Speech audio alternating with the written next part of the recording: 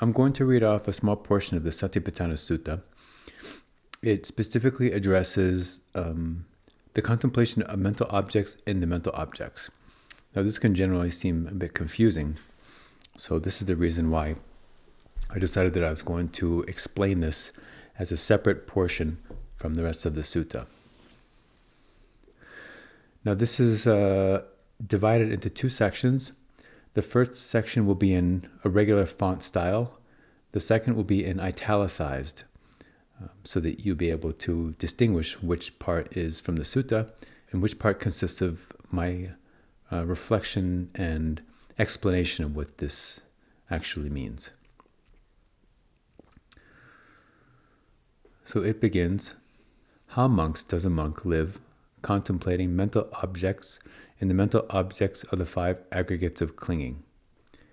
Herein, monks, a monk thinks, thus is material form, thus is the arising of material form, and thus is the disappearance of material form. Thus is feeling, thus is the arising of feeling, and thus is the disappearance of feeling. Thus is perception, thus is the arising of perception, and thus is the disappearance of perception. Thus are formations, thus is the arising of formations, and thus is the disappearance of formations. Thus is consciousness, thus is the arising of consciousness, and thus is the disappearance of consciousness. My reflections upon this are as such. How can we see this idea of contemplating mental objects and the mental objects of the five aggregates of clinging? Let us start by taking a look at what an aggregate actually is. The aggregates comprise of what we call our self, this body-mind complex, and it consists of five aspects: form, feeling, perceptions, formations, and consciousness. The aggregate of form is a good example to show how these two mental objects appear to us. Form here means any physical form. So the mental object of the form clinging aggregate is any type of physical form that we perceive. This is the first mental object that the Buddha had spoken about.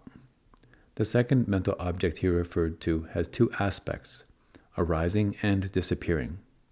The first aspect of the mental object of arising begins the moment we become conscious of any given form and indulge our curiosity about it. As long as our curiosity continues, there is a continued revelation of new things about that form, so we can say that the mental object of arising is present. However, the moment that we start losing our curiosity, and therefore interest in that form, we start learning less, and thus the mental object of disappearance has become revealed to us. So even though I applied this way of viewing it only to form, it can be applied to each one of the other four aggregates. I hope this has been of some help, and have a great day. Bye-bye.